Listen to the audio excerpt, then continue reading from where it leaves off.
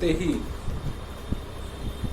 हमारे पिता डॉक्टर बाबा साहब आम्बेडकर जी को भाषण करने का न्योता दिया गया। डॉक्टर बाबा साहब आम्बेडकर अपने भाषण में कहते हैं, मुझे यहाँ बुलाकर जिस प्रकार से मेरा यथायोग्य स्वागत आप लोगों ने किया, इसलिए मैं आप सभी लोगों का शुक्रगुजार हूँ। बाबा साहब कहते हैं, यहाँ पर मैं कुछ बोलने वाला नहीं था, किंतु वनमाली मास्टर का भाषण सुनने के बाद में मेरे प्रति कुछ शंकाएं उत्पन्न हुई है, ऐसा मुझे लगा। इसलिए उस शंकाओं का निरासन करने हेतु मैं कुछ यहाँ पे बोलूंगा।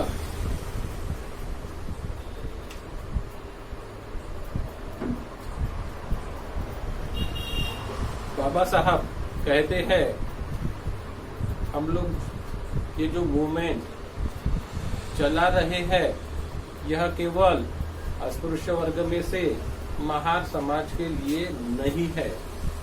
यह मूवमेंट अस्पृश्य समाज के सभी अंगों के लिए हम लोग चला रहे हैं। किंतु बाबा साहब आगे जाकर अपना खेद प्रकट करते हैं। बाबा साहब आगे जाकर बोलते हैं कि मुझे दुख होता है कि केवल महार लोग ही इस मूवमेंट को आगे बढ़ा रहे हैं, चला रहे हैं।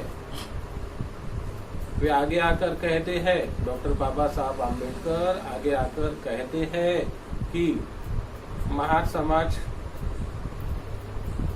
अलावा दूसरा समाज इस मूवमेंट को अगर चलाता है तो मैं महार समाज को रोकने के लिए कहूँगा और दूसरे को मूवमेंट चलाने के लिए कहूँगा। आगे आकर बाबा साहब कहते हैं, इस मूवमेंट से केवल महार समाज का फायदा नहीं हुआ है, इस मूवमेंट से सभी अस्पृश्य समाज का फायदा हुआ है।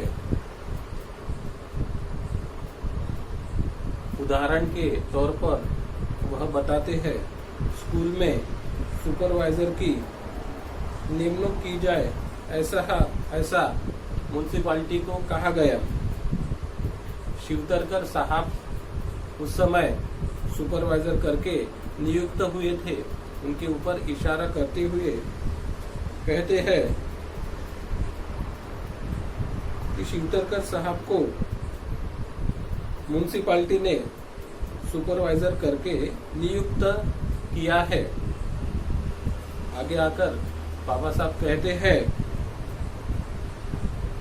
पुलिस ट्रेनिंग कैंप में जिस अस्पृश्यों को नौकरियां मिली है, उसमें से ज्यादातर चमार और मांगई है। सभी अस्पृश्य समुदाय ने इकट्ठा होकर धर्मांतरण करना चाहिए, ऐसी बाबा साहब अपनी इच्छा जताते हैं। बाबा साहब अन्य जातियों को आगाह भी करते हैं कि जो जातियां धर्मांतर नहीं करेगी, भविष्य में उनकी स्थिति बहुत खराब होने वाली है और उनका कोई माई बाप नहीं रहने वाला है। बाबा साहब पूरे अस्पृश्य समाज को अवगत कराते हैं कि 80% अस्पृश्य समाज में 80% हिस्सेदारी महार कम्युनिटी की है।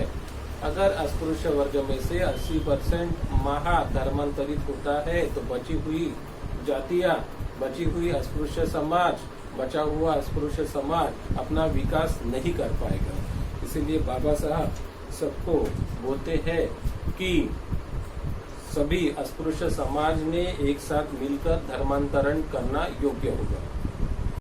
अस्पृश्य समाज का पहला अधिवेशन ठाणे जिले के पालघर नजीक वेड़ी गांव में 29 मार्च 1936 को होने जा रहा था।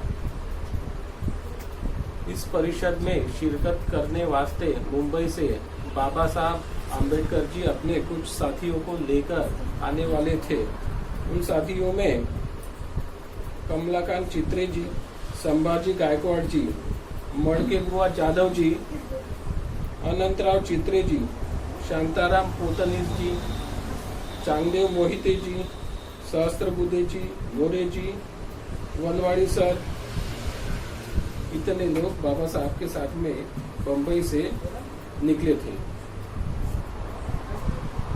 जैसे ही वसई स्टेशन में वे आए, चमार समाज की ओर से डॉक्टर बाबा साहब आम्बेडकर की जय, बाबा साहब आम्बेडकर अमर रहे, ऐसी घोषणाएं लगाकर बाबा साहब का यथायोग्य स्वागत किया गया। दोपहर को 11 बजे वेड़ी गांव के पास सफाला स्टेशन पर सभी उतरे। सफाला स्टेशन पर मुंबई से आए सभी लोगों का ठाणे जिला अस्पृश्य समाज की ओर से यथा योग्य स्वागत सत्कार किया गया। डॉक्टर बाबा साहब आम्बेडकर की सफाला स्टेशन से वेड़ी ये गांव 3-4 किलोमीटर दूर है।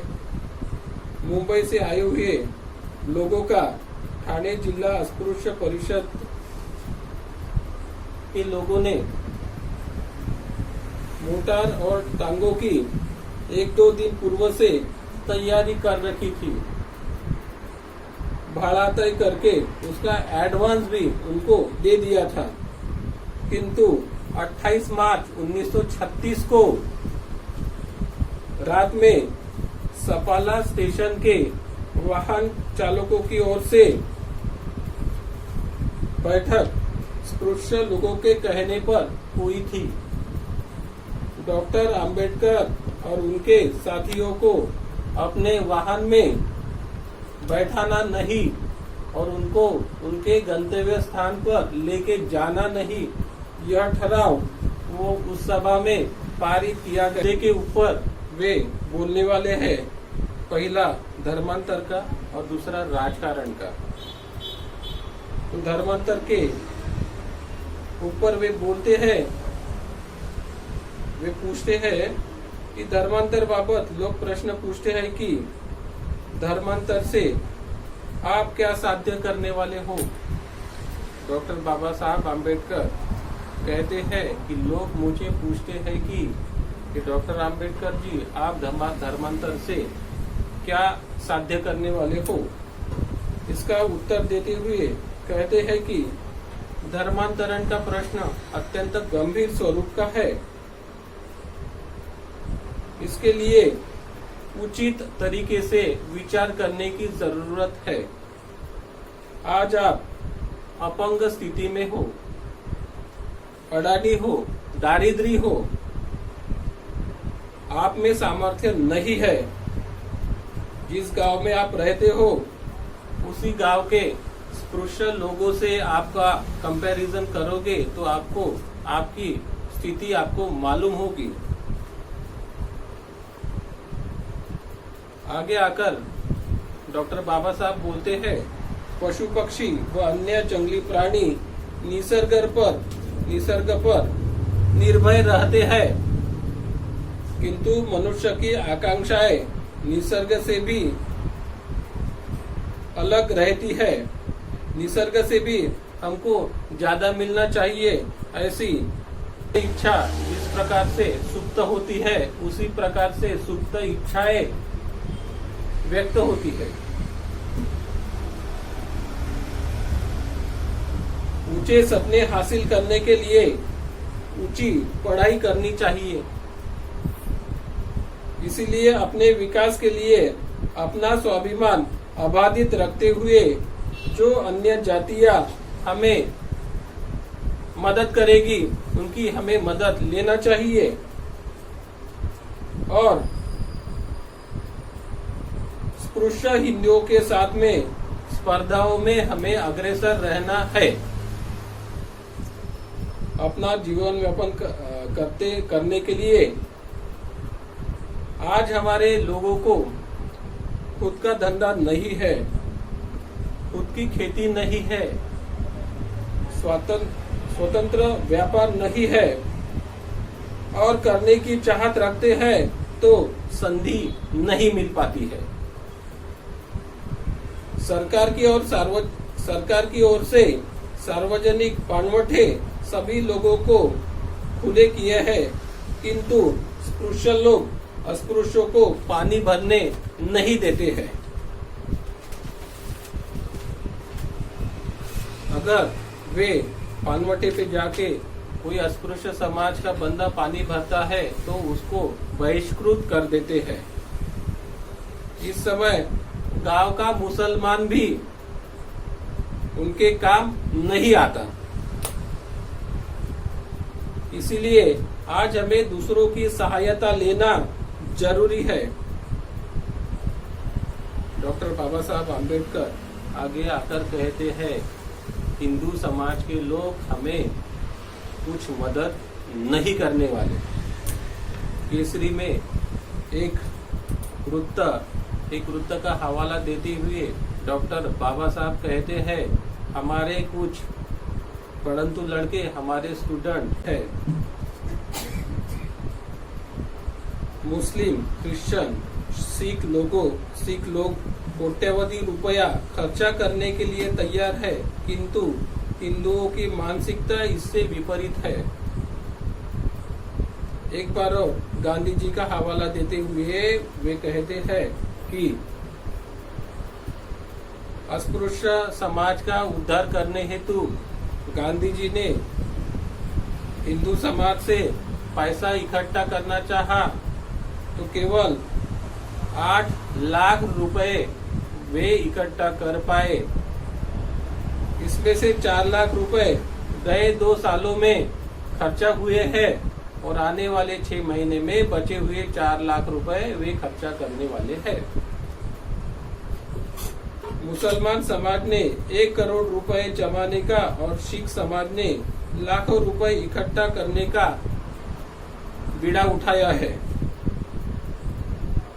डॉक्टर बाबा साहब आम्बेडकर अपने पुराने हिंदू धर्म को त्यागना चाहिए, ऐसा आगे में कहते हैं। वे बोलते हैं, अपने पुरखों का धर्म जपने से कुछ हासिल नहीं होने वाला।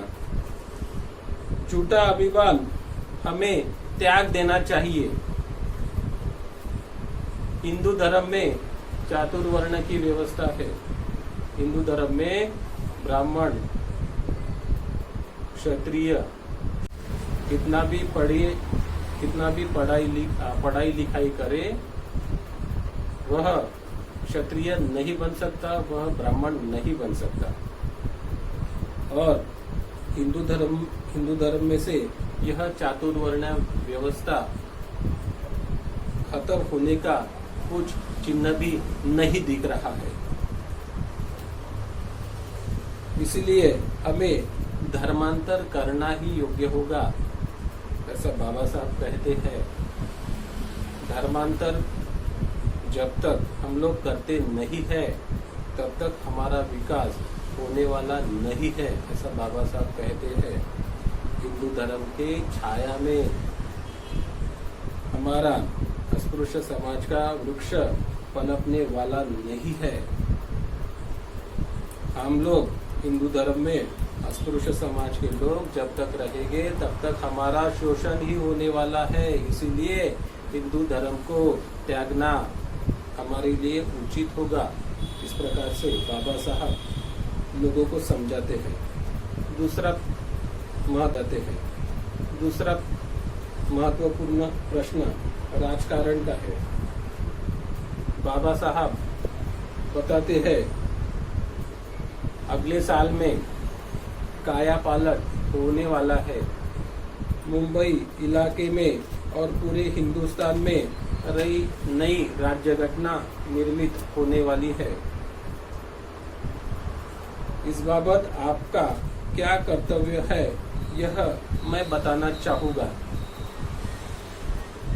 वे पुराने स्थिति का हवाला देते हुए कहते हैं कि अब तक कलेक्टर राजा था, हमको कुछ तकलीफें होती थी तो हम कलेक्टर साहब को हमारा निवेदन देते थे और कलेक्टर साहब अपने अधिकारों तहत उसका कुछ सोल्यूशन निकालते थे।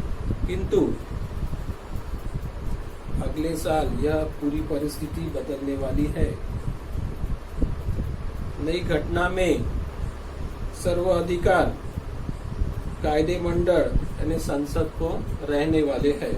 इसीलिए हमने हमारे समाज के अच्छे लोगों को चुन के देना चाहिए। कायदे मंडल पे चुन के देने के लिए हम लोगों को मत का अधिकार दिया गया है।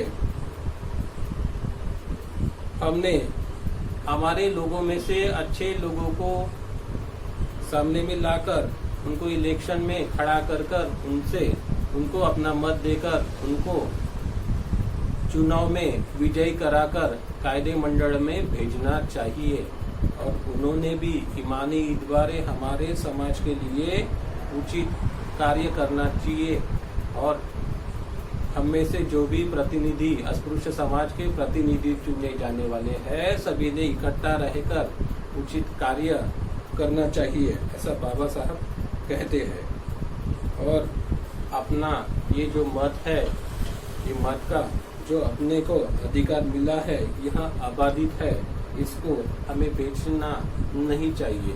किसी कीमत पे हमें उसे बेचना नहीं चाहिए। उसका उपयोग हमारे उन्नति के लिए करना चाहिए, ऐसा